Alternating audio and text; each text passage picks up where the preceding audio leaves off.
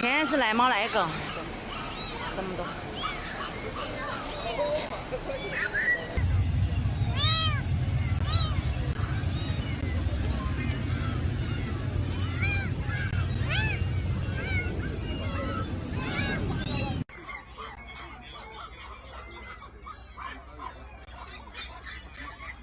我们去堵他的时候，他就正好在装车，就是专门有一个人给他拉车，拉到中通快递，完了就用中通快递的那个车，刚好想要那个运走嘛，就装了那个一大半的时候，我们就给他堵下来了。可能是1到3个月左右的小狗和小猫，声音特别凄惨，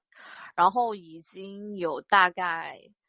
4只左右的那个小狗已经死掉了。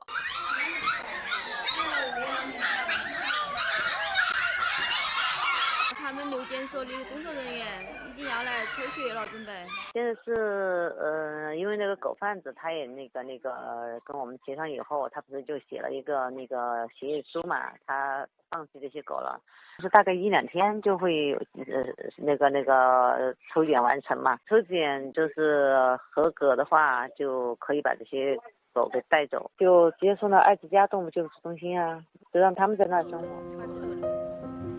这么多全都是臭了，他也给他弄开了。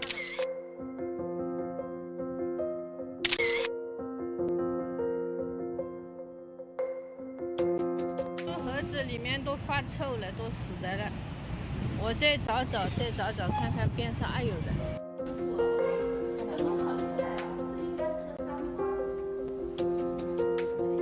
里面就是臭的不得了嘛，再加上那个就是猫狗的大小便啊什么，反正很臭，一般的人都很难靠近的。就是本来昨天就下了个雨嘛，身上反正尸体都是湿的，水淋淋的，在盒子里基本上就没有活的。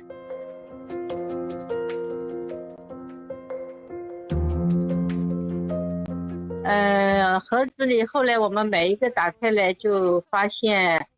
有一个猫有点生命体征的，有点呼吸的，还有一个狗也是有一点，但是我们找到的几个活的都是跑在外面的，我们在边上的草丛里啊，还有下水道里找到一个，总共找到也没几个，立马就送去医院了，送去医院嘛，他们测试了一下嘛，都有传染病了。